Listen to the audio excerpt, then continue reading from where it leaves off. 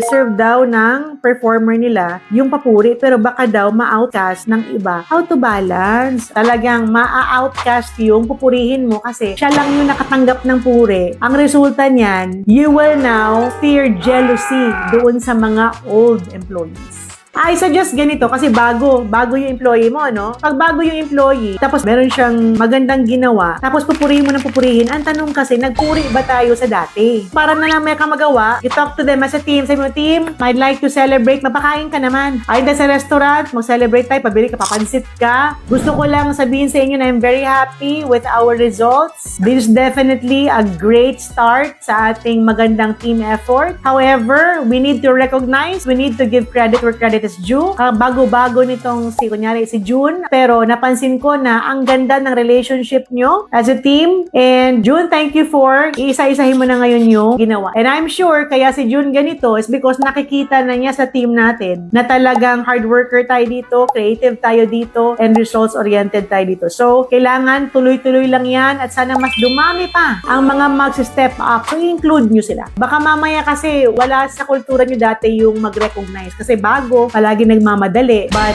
that's where the problem lies now. So, babalansehin natin ngayon. Meron pang problema ngayon ha. Ito topic ko rin yan.